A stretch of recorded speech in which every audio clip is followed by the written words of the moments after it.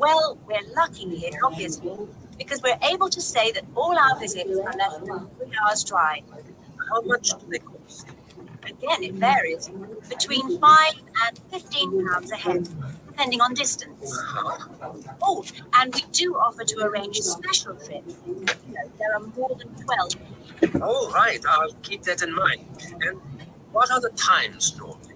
We try to keep it pretty fixed so that students get to know the pattern.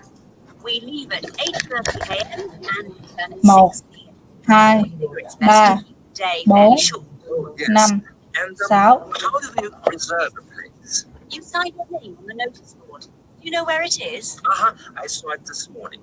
And we do ask that you sign up 3 days in advance, so we know we've got enough people interested to run it, and we can cancel if necessary, with full refund. Oh, that's fine. Thanks. And what visits are planned for this term?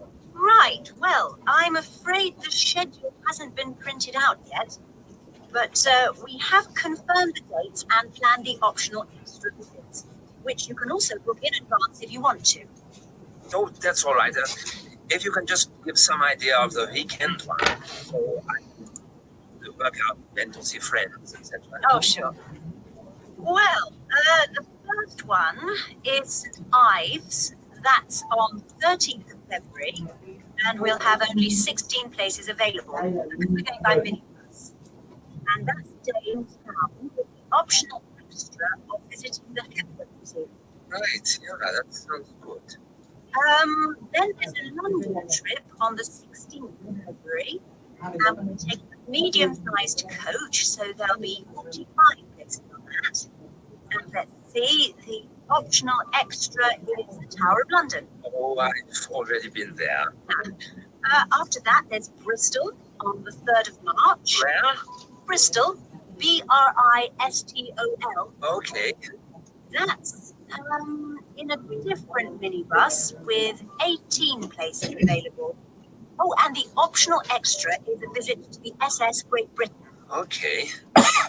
We're going to Salisbury on the 18th of March, and that's always a popular one because the optional extra is Stonehenge.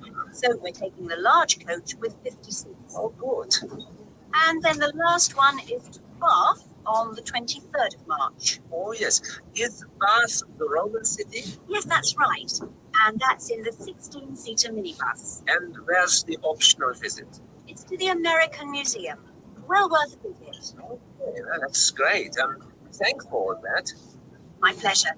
Oh, by the way, if you want more information about any of the trips, have a look in the student newspaper. Okay. Or have a word with my assistant. Her name is Jane Yentob. That's Yentob. Right, I've got that. Thank you very much for all your help. You're very welcome. I hope you enjoy the trip.